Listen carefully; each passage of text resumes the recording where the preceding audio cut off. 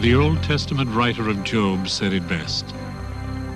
Now ask the beasts, and they will teach you, and the birds of the air, and they will tell you, and the fish of the sea shall declare unto you. Who among these does not know that the hand of the Lord has done this, in whose hand is the life of every living thing? The scripture echoes across every desert, hillside, and open plain. For within the precepts of order and design, provision and plan, so inherent throughout the animal kingdom, the fingerprints of God are indelibly etched. Let us look then and learn from the creatures with which we share this planet. And as each plays out its unique role in the continuing celebration of life on Earth, the reality of the Creator's existence and care takes on a new and even richer sense of wonder.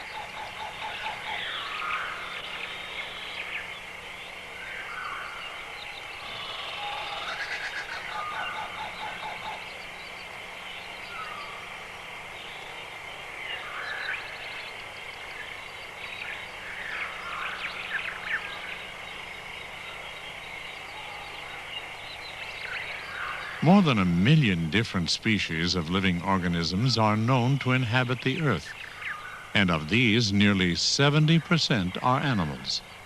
Their scope, in both numbers and diversity, is truly remarkable.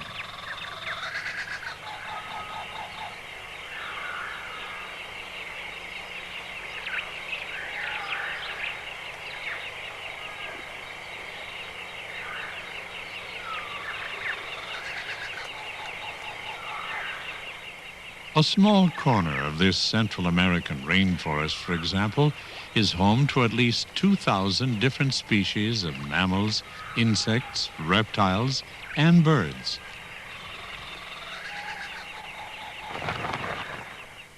While the coral beds of Australia's Great Barrier Reef provide sanctuary for millions of exotic creatures, representing more than 1,700 unique types of marine life.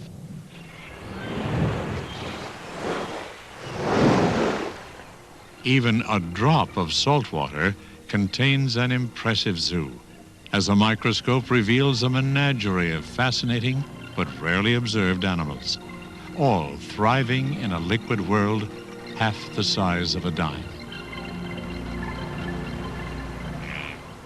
Yet within this diverse and elaborate mosaic of life, there is a unifying theme. For regardless of species or geography, each has been designed by God with the abilities and physical attributes necessary to survive the challenges and demands of its everyday existence.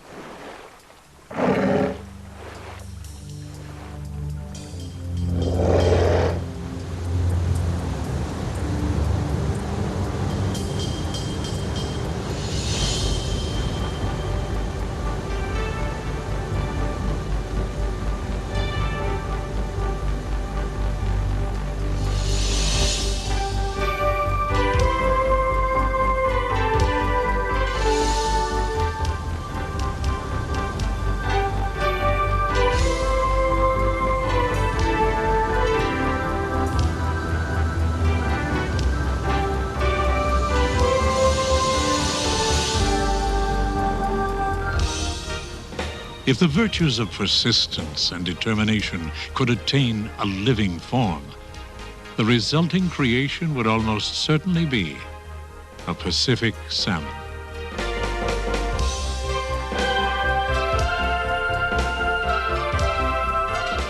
Coursing waterways from northern California to the coast of Alaska, these magnificent fish number 5 in species: Chinook and sockeye, coho, humpback, and chum.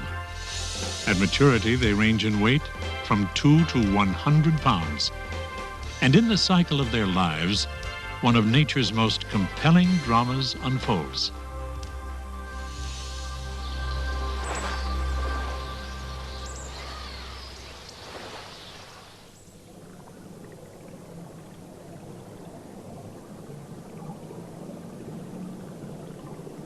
In the shallows of an inland stream, countless thousands of eggs usher in a new generation of Pacific salmon. After hatching, the tiny fish stay close to the protection of their rock and gravel nests. Their first nourishment is drawn from the bulging yolk sacs attached to their stomachs. Then later, after several weeks, they will search for food in the stream.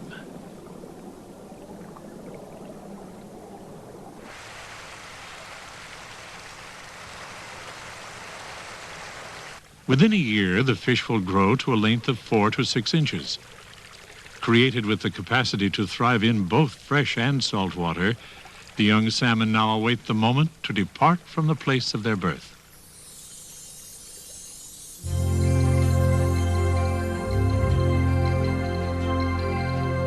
On a spring evening, under the protective cover of darkness, thousands of fish head downstream.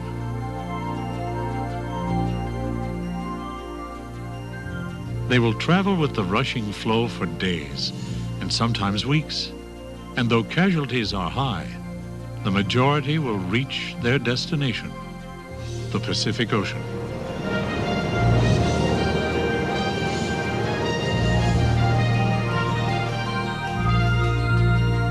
While making the necessary adaptations from a fresh to saltwater existence, the most mysterious period of the salmon's life begins. In a matter of days, the fish will disappear into the waves of the Pacific for 1 to 4 years, depending upon the species. Swimming north in massive schools along the coast of Alaska, the fish then move out into the open waters of the sea, traveling in counterclockwise arcs that can span halfway to Japan and back again.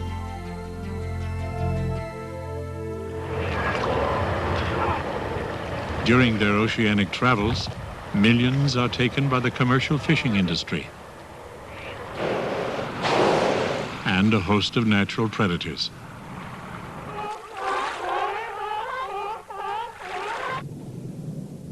But those that survive reach maturity in size and strength while preparing for the last phase of their odyssey, the return home.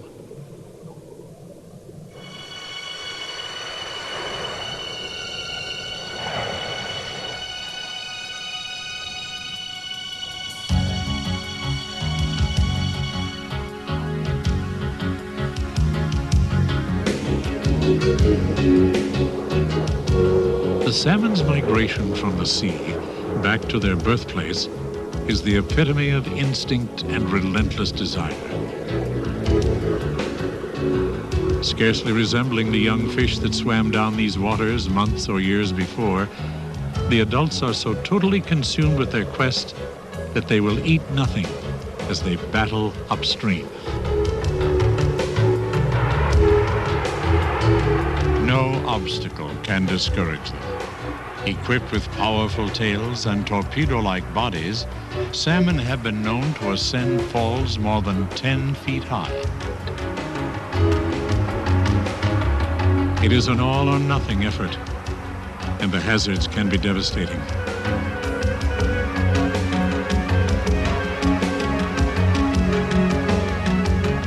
Yet the survivors push on, sometimes more than 1,000 miles, bypassing hundreds of streams, creeks, and tributaries they encounter along the way.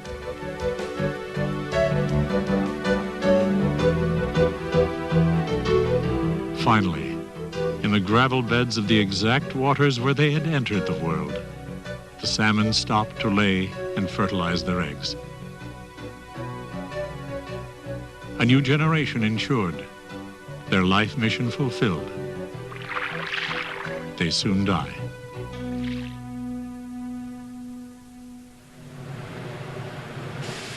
The entire cycle is nothing short of phenomenal. And for decades, science has undertaken to comprehend how the fish, after leaving the sea, can so unerringly navigate their paths home. Many of the answers now appear to be related directly to the salmon's unparalleled sense of smell.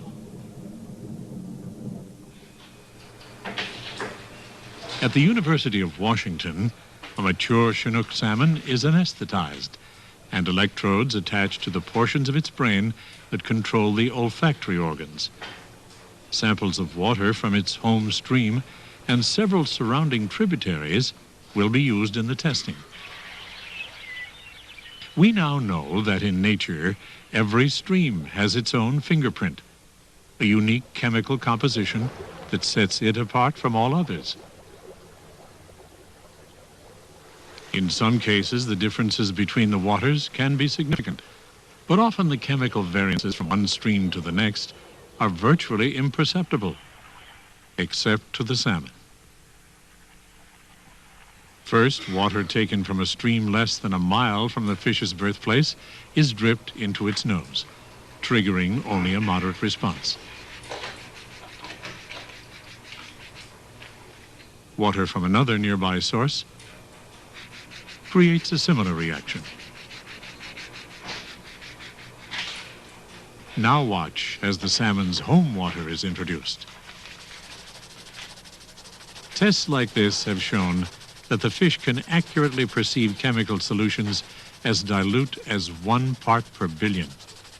That's sensitive enough to detect a tablespoon of salt mixed into 18 Olympic-sized swimming pools. Perhaps the most graphic display of the salmon's incredible homing instinct and sense of smell came to light at the Prairie Creek Fish Hatchery in the Northern California community of Oric. It was here that an unexpected discovery revealed a migration journey almost beyond belief. On the morning of December 2nd, 1964, a 2-year-old male coho salmon was found swimming among hundreds of juvenile fish in one of the hatchery's 5 concrete rearing ponds. Closer examination revealed that the back fin of this unexpected visitor had been clipped with the distinctive identification mark of the Prairie Creek facility, a mark carried only by fish raised in this pond and released to the sea the year before. The dislodged wire screen used to cover the pond's drain box provided an obvious but improbable explanation to the puzzling scene.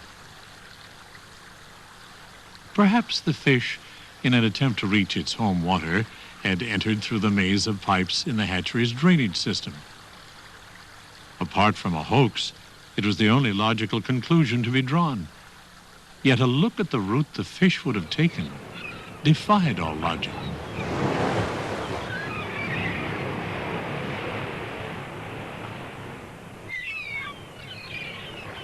Like all salmon released from the Prairie Creek hatchery, the fish would have returned from its time at sea here at the confluence of the Pacific Ocean and Redwood Creek. Traveling upstream with the other survivors from its brood year, the migration route would lead 3 miles to the junction of Redwood and Prairie Creeks. Faced with a choice, the fish would pick up the scent of its home water and continue north.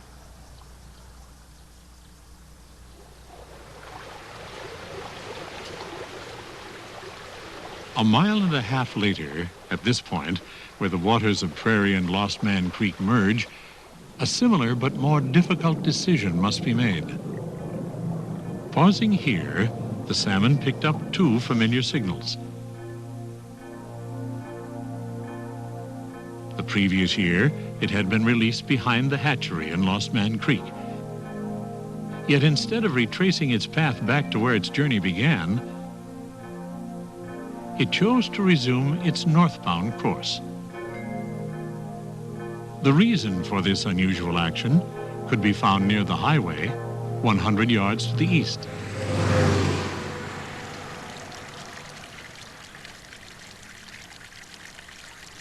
Well water, draining directly from the hatchery pond where the fish had been raised, trickled out through a culvert under U.S. Highway 101. Normally, this water would be absorbed by the porous ground before reaching Prairie Creek. But heavy rains that winter had created a small channel that carried the signal home all the way to the determined scent. Following the familiar scent, the fish would leave the creek to enter the shallow rivulet, only about 9 inches deep. Then swim through dense vegetation to the opening of the culvert. Home was near, yet the difficulties to be encountered had only begun.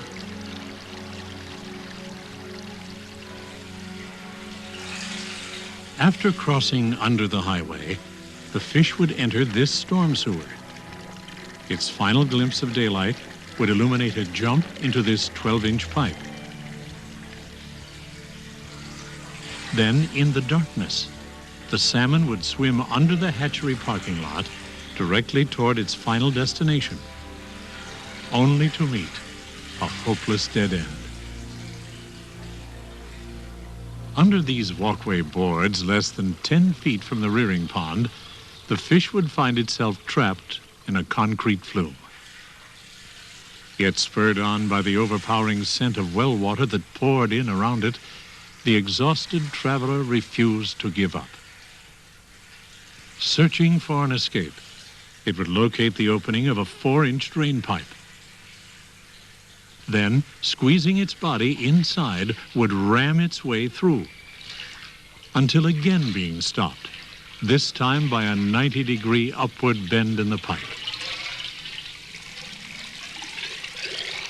Drawing upon its final reserves of power and will, the fish would make the turn to be faced once more with an overwhelming obstacle. The remaining 3.5 feet of standpipe was covered with a framed screen weighing 8 pounds, nearly 5 times more than the fish itself.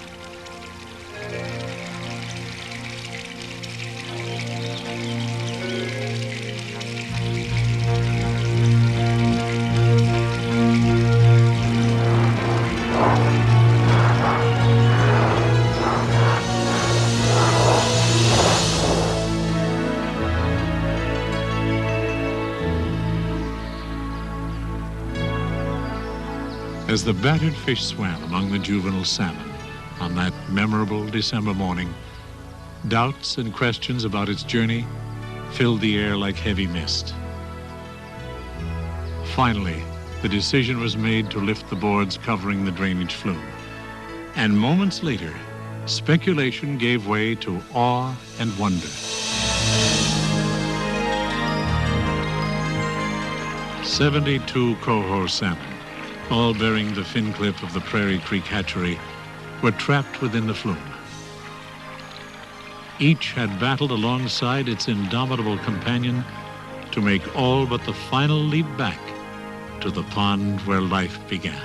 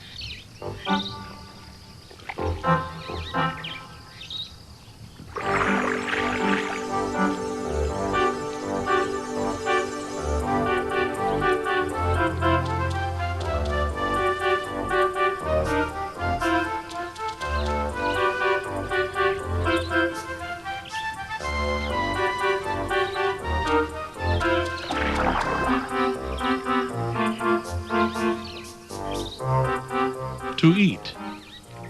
It has been defined as the process by which food is collected, then taken in through the mouth, to ingest, chew, and ultimately swallow.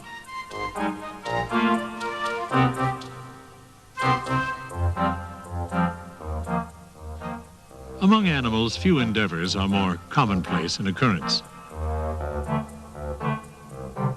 nor often more ingenious in their execution.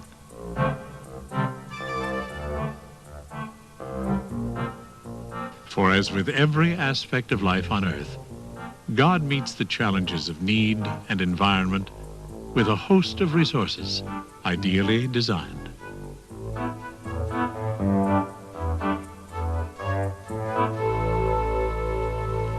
Consider the skimmer. This resident of marshlands and tidal shores is crafted with the lower half of its bill larger than the top. This unique provision allows the bird to easily scoop up small fish, while at the same time taking the concept of eating on the run to its absolute limits.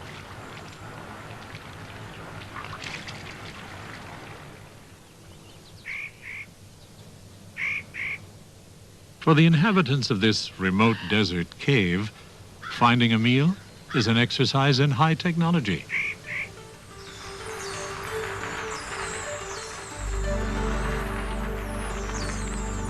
As evening falls, a colony of bats takes to the skies.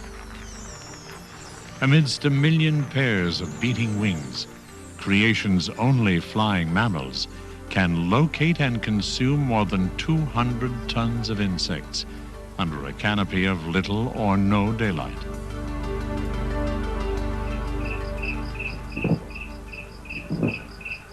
We now know that these skilled hunters of the night are guided by a sophisticated form of sonar navigation.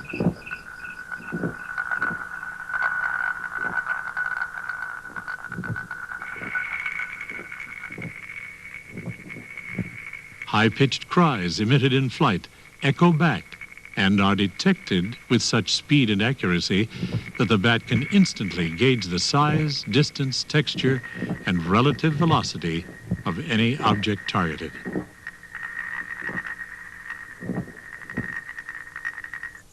The system works so well that some species can differentiate between the ripples made by a falling leaf and a fish on the surface of a pond.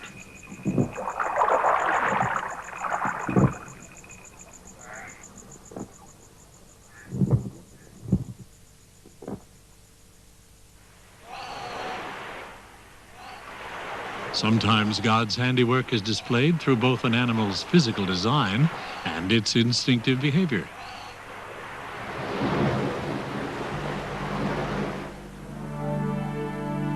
The sea otter can hold its breath for several minutes while plunging to depths of 200 feet in search of crabs, urchins, and abalone.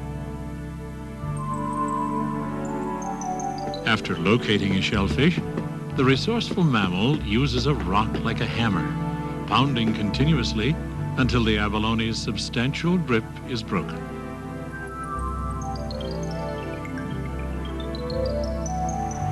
Back on the surface, the otter's tool chest is opened again as the rock becomes an anvil, and seafood on the half-shell is the catch of the day. But hidden among these impressive demonstrations of food-getting prowess are moments when less active, more subtle virtues prove absolutely vital.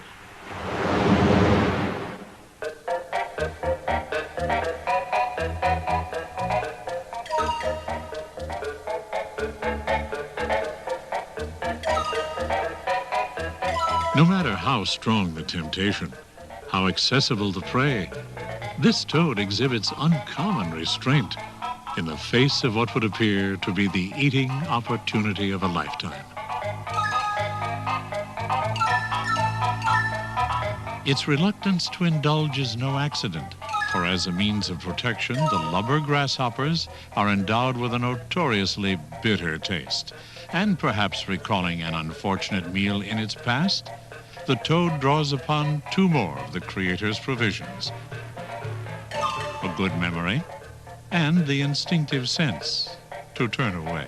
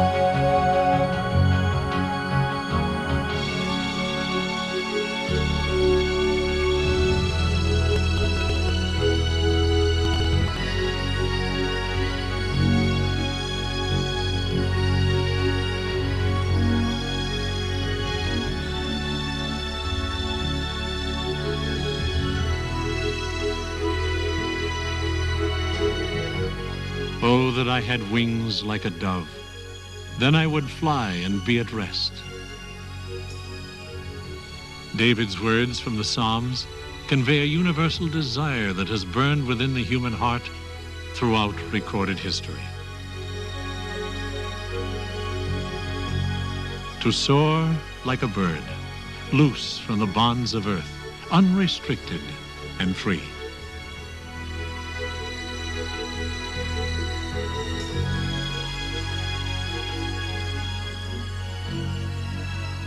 Yet from the legendary Icarus, whose wings of wax were melted by the sun, to some very real and often painful attempts, the joys of self-empowered flight have remained as dreams.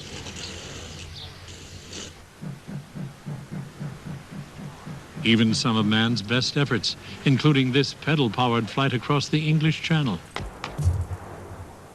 and the soaring rides of a hang glider, are totally dependent upon technology. For by itself, the human body was simply not designed to fly.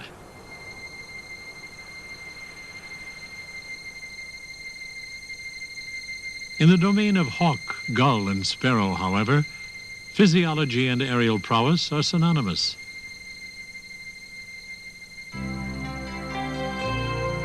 A bird is simply a masterpiece of engineering, the perfect flying machine, supremely crafted by God and endowed with the attributes for a life in the skies.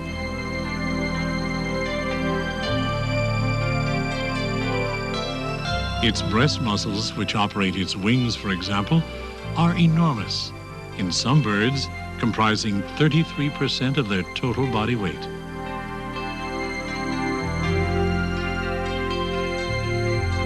At the same time, a bird's skeletal system is incredibly light. The bones of this pelican, with a wingspan of nearly 6 feet, weigh only about 5 ounces.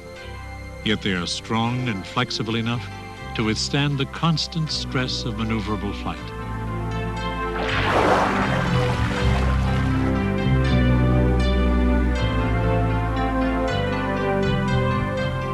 Add to this package highly efficient digestive and respiratory systems, a large and powerful heart, and feathers that streamline, insulate, and provide the necessary lift for wings and tail. And it is easy to understand how Solomon could describe a bird in the air as a sight too wonderful for me.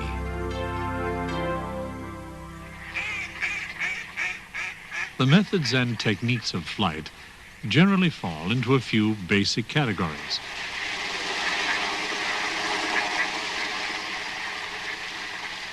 Flapping, or power flight, involves a strong downward stroke that results in rapid lift and forward thrust.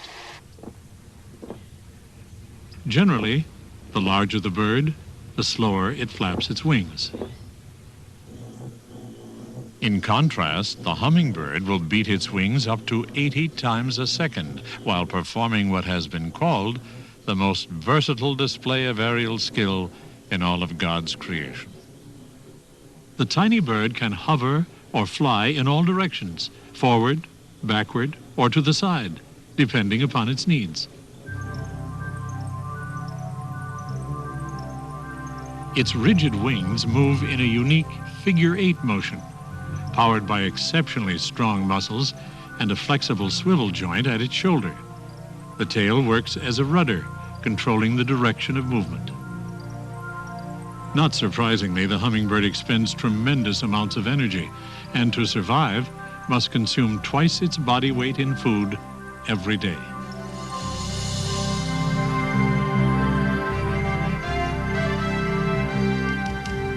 Gliding and soaring are far less demanding forms of flight, yet once again, the elements of aeronautical design are clearly seen.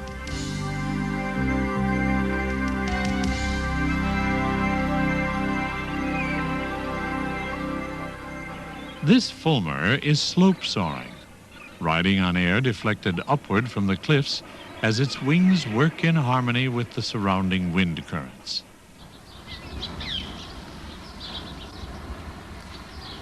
While a heron spreads its enormous wings in a slow approach to its nest. Large primary feathers at the end of each wing offer precise control of both speed and direction.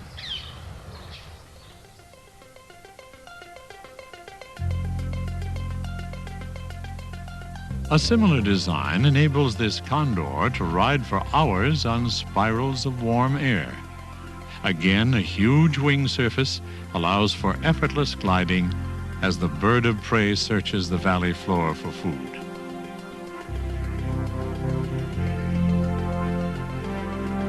But for all the soaring wonder and power that so abundantly fills the skies, perhaps the supreme testimony to the Creator's gifts of flight and life itself is written on the tissue-thin wings of an extraordinary insect.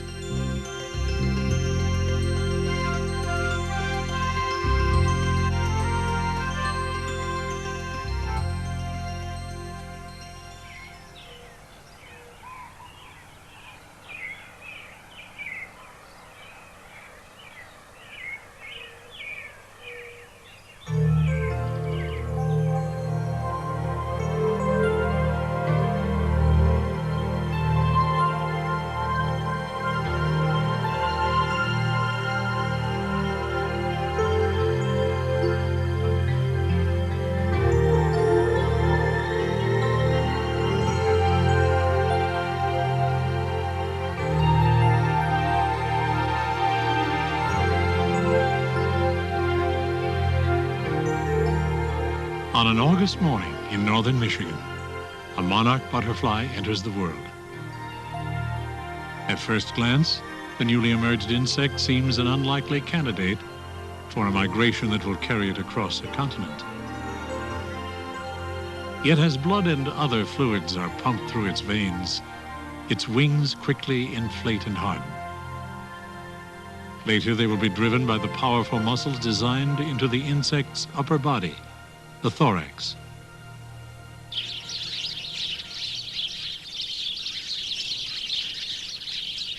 The monarch is one of the most familiar North American butterflies. Prolific during the spring and summer throughout Canada and the United States, they are probably best known for their unusual relationship with the milkweed.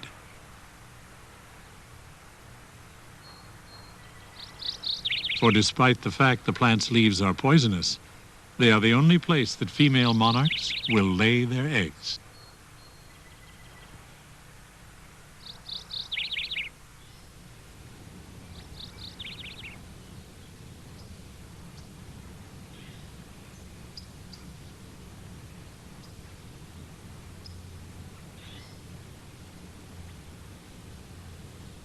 After hatching, a monarch caterpillar grows rapidly while devouring the milkweed's leaves and flowers. In the process, large amounts of the plant's toxic chemicals are absorbed. Fortunately, the caterpillar is protected by an immunity that will be passed on with the poison to the butterfly. Then weeks later, when the monarch flashes its striking orange and black wings, the entire bird community receives and usually heeds its unmistakable message. I taste terrible. Leave me alone.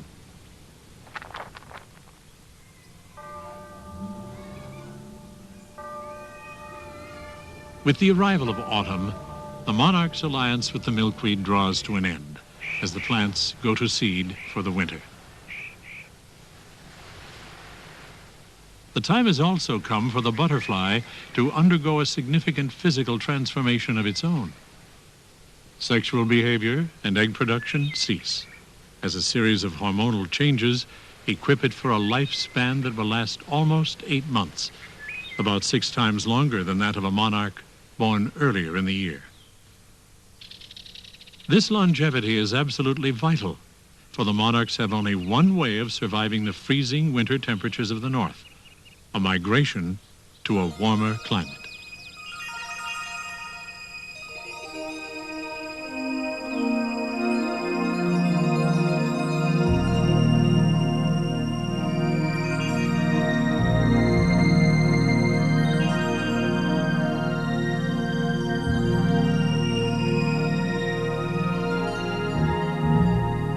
Of all the migrations undertaken in nature, the monarch's trek to its overwintering grounds is one of the most astounding.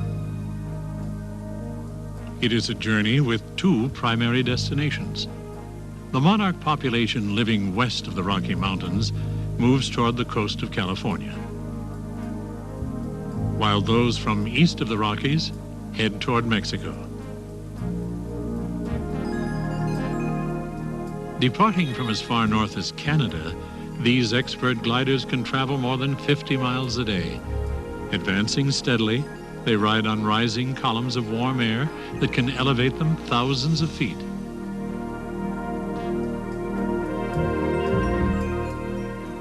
The majority of the eastern population reaches the Gulf Coast of the United States by late October or early November.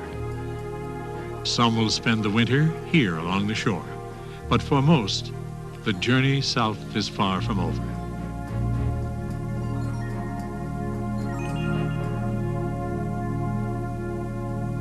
The monarch's flight paths to Mexico have long been the focus of study.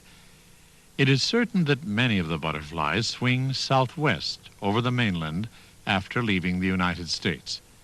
But much speculation has existed as to the possibility of a more direct and difficult route across the waters of the Gulf.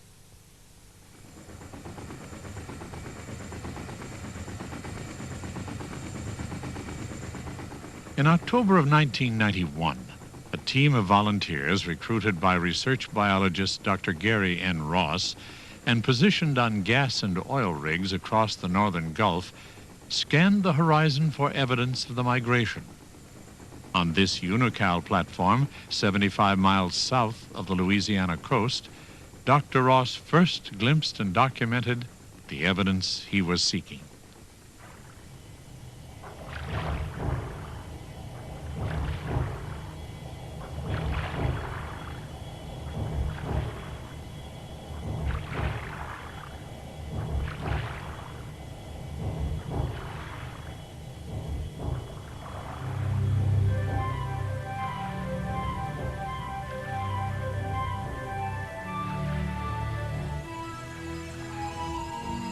At dusk, for more than 3 weeks, on evenings following the passage of a cold weather front, monarchs descended upon the platform.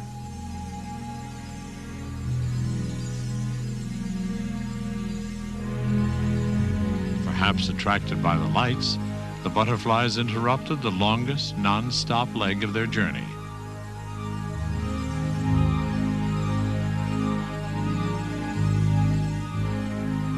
Here among the pipes, ropes, and heavy machinery, they rested for the night.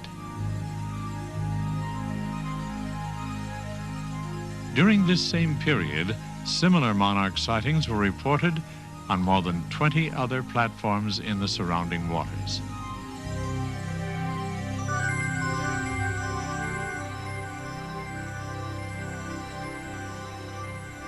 With the coming of dawn, the butterflies would stretch their wings and depart with the same suddenness that had marked their arrival, to traverse the remaining 400 miles of ocean that separated them from Mexico.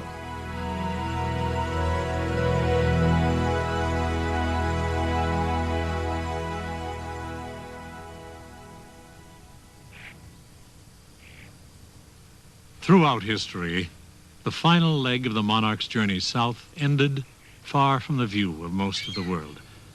In fact, until 1975, few people, beyond the farmers and loggers who worked the hillsides of these volcanic mountain ranges, ever saw the butterflies after their departure from the United States. Then, on a January morning, in this remote forest, 75 miles west of Mexico City, a discovery was made that would open the door to one of the greatest natural phenomenon in all of creation.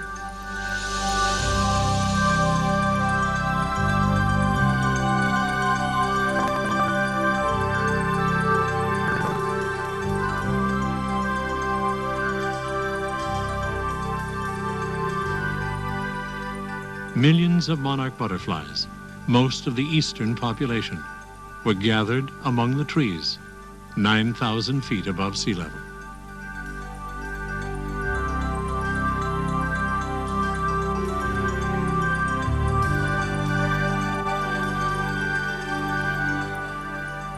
Dr. Frederick Urquhart, who had devoted much of his life to searching for this spot, described it as a glorious, incredible place where butterflies swirled through the air like autumn leaves.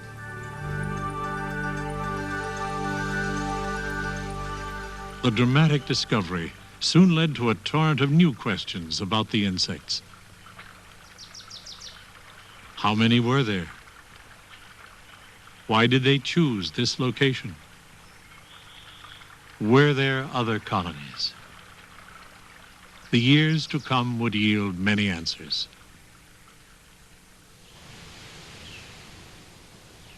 Since 1975, 30 different overwintering colonies have been identified within a 30 by 70 mile area.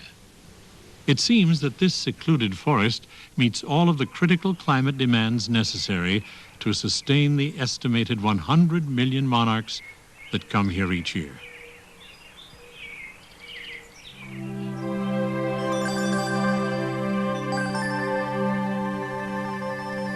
Like all butterflies, monarchs have no internal heating system. Instead, they are designed to collect solar heat with their wings in order to sufficiently warm their muscles for flight.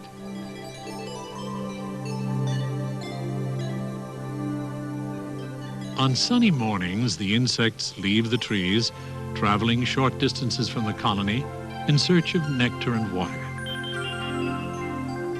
They will remain active throughout the day until the cooling temperatures of late afternoon trigger a return to the branches of the oyamel firs.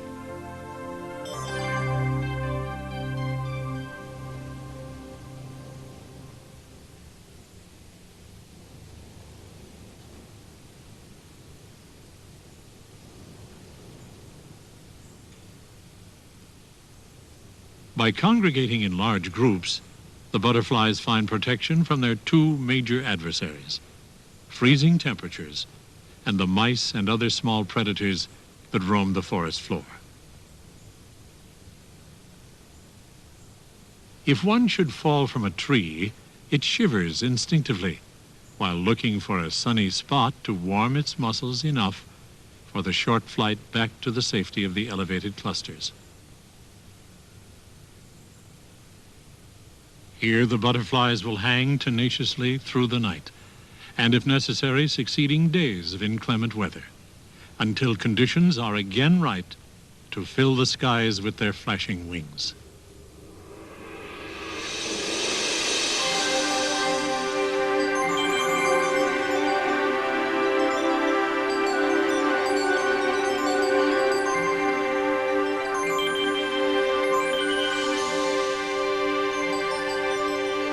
They have journeyed, sometimes thousands of miles, to a patch of forest they have never seen before, guided by forces beyond human understanding to ensure the survival of their species.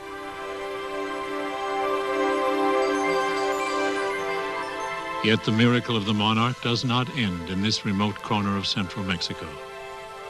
For in a few weeks, with the arrival of spring and a new crop of milkweed, the butterflies will leave the colonies to mate and lay their eggs.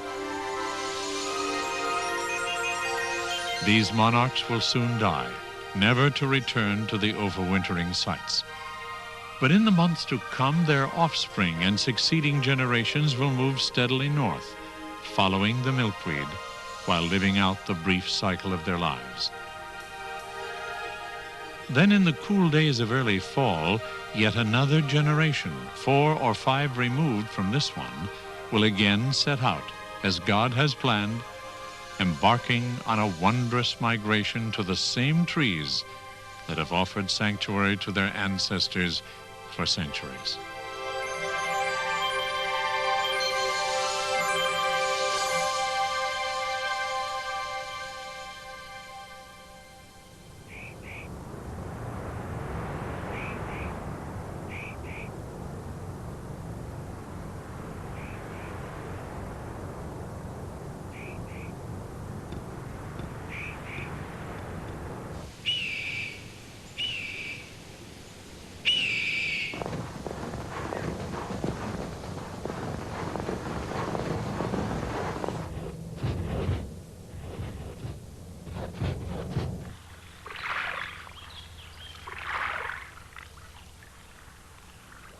Now ask the beasts, and they will teach you, and the birds of the air, and they will tell you, and the fish of the sea will declare unto you.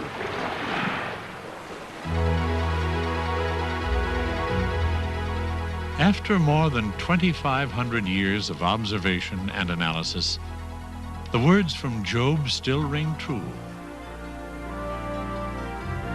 For the insights we have gleaned from the creatures that surround us continually touch our lives.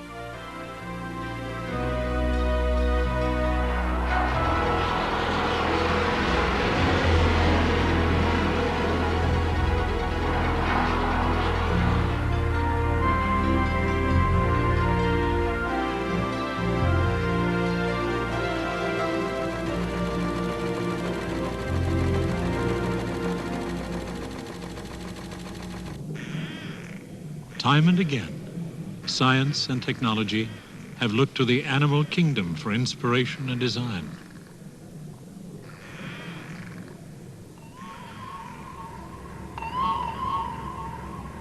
And more often than not, imitation of nature has yielded spectacular results.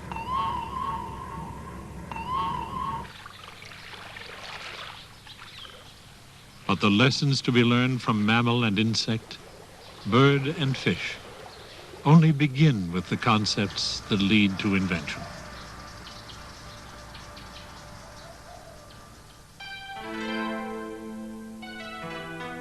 In 1691, the British naturalist John Ray structured his classic discourse on the marvels of animal physiology and behavior around these thoughts.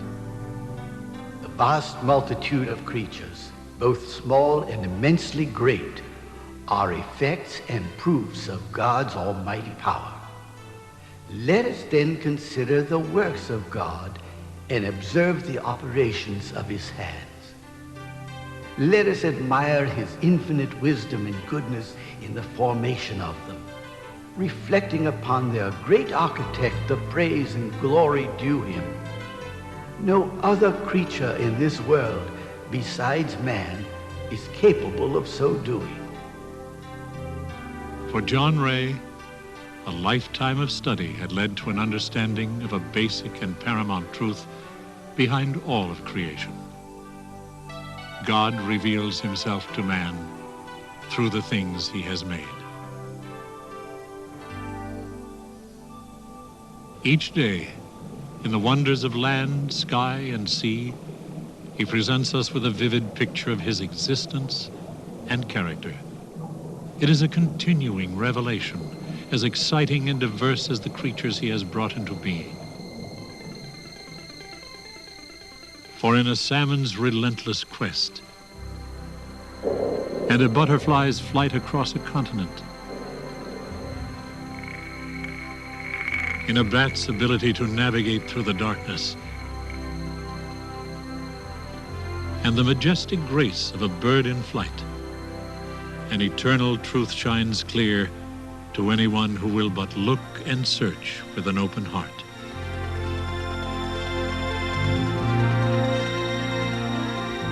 The God of all creation is real and alive. His power and wisdom are without limit. And he cares and provides abundantly for the life that he has made.